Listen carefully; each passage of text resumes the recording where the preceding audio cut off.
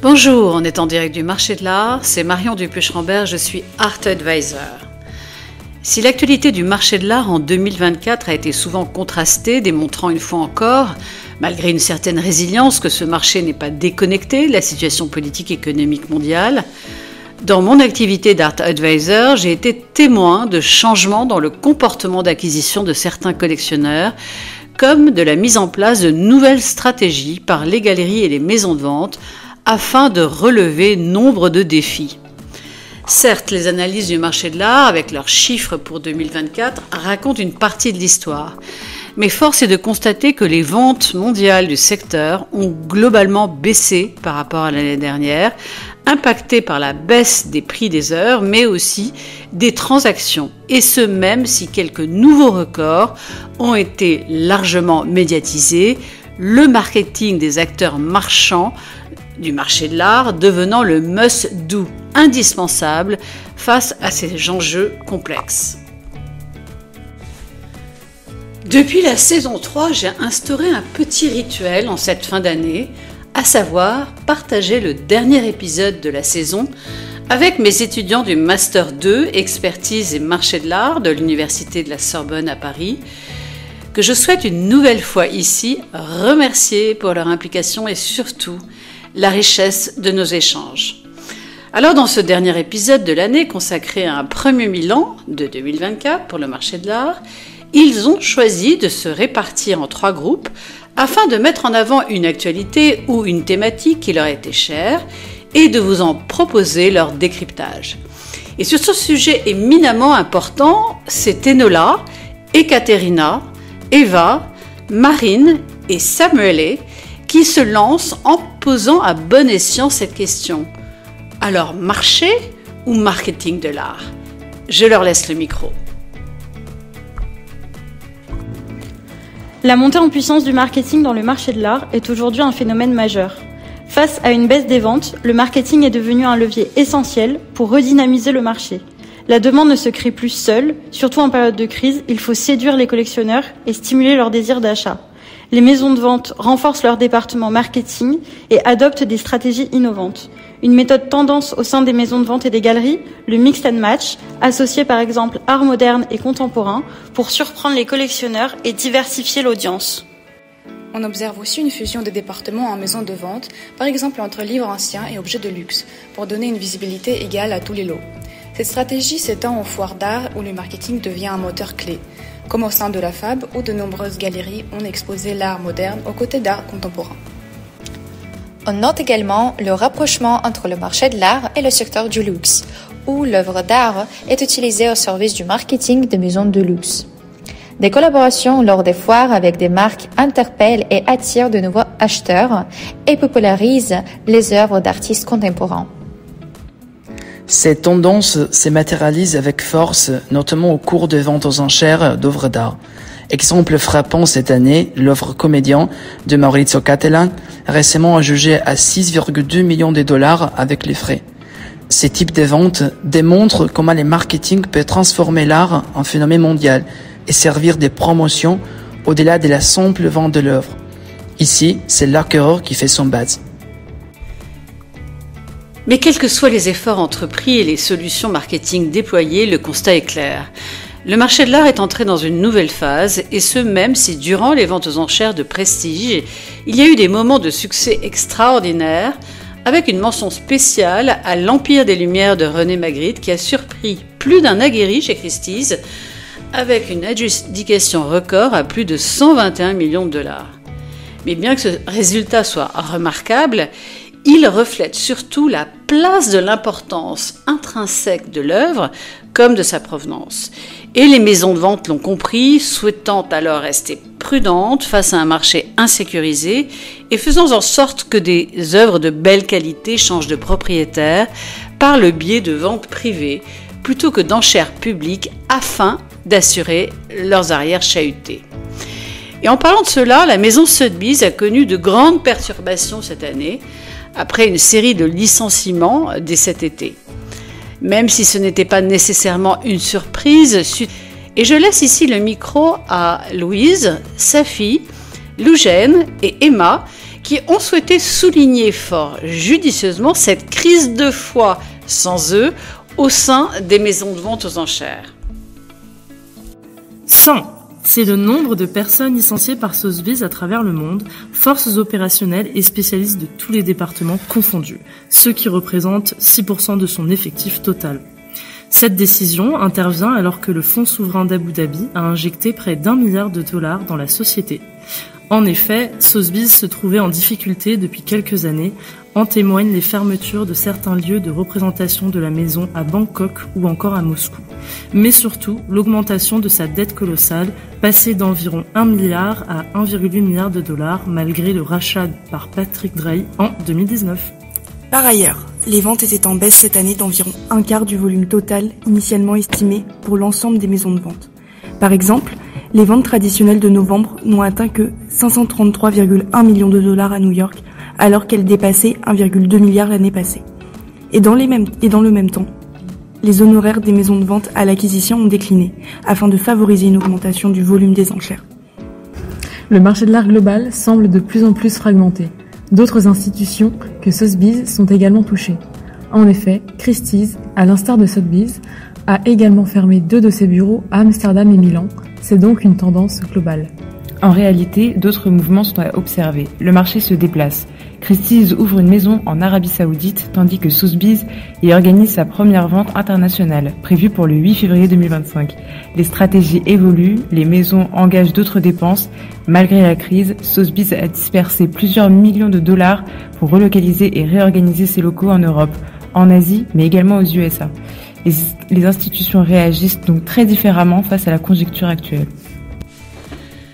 Oui, les marchés n'aiment pas l'incertitude et comme le rappelle une fois encore Georgina Adam, coprésidente de la Art Business Conference qui a organisé son 6e événement parisien au Centre Pompidou, nous avons eu beaucoup d'incertitudes cette année. Mais pas que, car une nouvelle génération de collectionneurs est certainement en train de gagner du terrain dans le marché de l'art.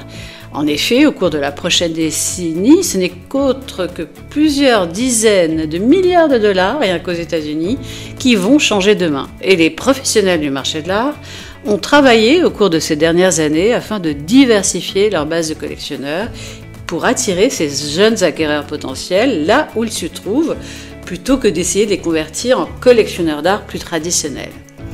Et c'est avec une illustration pleine d'humour que Georgina Adam nous avertit encore que si nous sommes à un point de basculement, c'est à cause de la banane. Se référant un peu comme moi le mois dernier à l'acquisition par Justin Sun pour 6 millions de dollars de la banane scotchée de l'artiste italien Maurizio Catalan en utilisant sa crypto-monnaie, preuve encore du confort des jeunes générations avec les outils numériques. Et avec la nomination récente du président élu Donald Trump, de nombreux législateurs pro-crypto-monnaie sont en passe de nous réserver de nouvelles réglementations, ce qui pourrait inspirer plus de confiance dans ce domaine. Et pour le marché.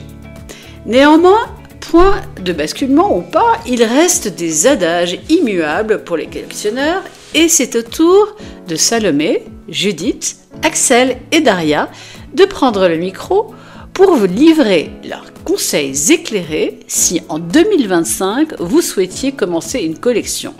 Car les prochains mois pourraient offrir des possibilités d'acquérir des œuvres de qualité à des prix plus abordables. Et si vous avez attendu en 2024 d'ajouter l'œuvre d'un artiste spécifique à votre collection, le moment pourrait être venu.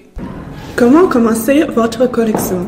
Si vous souhaitez vous lancer dans la collection d'œuvres d'art, voici quelques conseils pour acquérir votre première pièce. Selon le rapport Art Price pour 2024, la valeur médiane des œuvres vendues aux enchères est de $700. Où chercher et où trouver ?